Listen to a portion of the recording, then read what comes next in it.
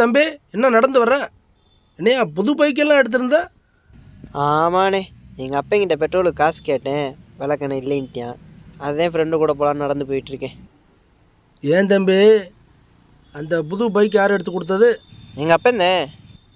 அதுக்கு மாதம் டிவி யார் கட்டுறது? எங்கள் அப்பந்தானே.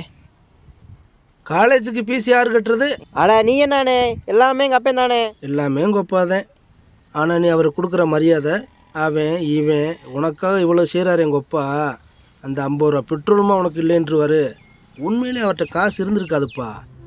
வந்து பெத்த தகப்பனை புரிஞ்சு நடங்க. அம்மா 100 மடங்கு தியாகம் பண்ணுறான்னா அப்பங்கிறவன் 1000 மடங்கு தியாகம் பண்ணுறவன். தம்பி, அப்பா உங்களுக்கு இருக்கிறதுனால அதோட அருமை தெரியல. அப்பா இல்லாதவனை போய் கேட்டு பாருங்க, அப்பான்னா என்னன்னு தெரியும். அப்பங்கிறவன் வெறும் அப்பை மட்டும் இல்லையா, அந்த ஆண்டவனுக்கே மேலே.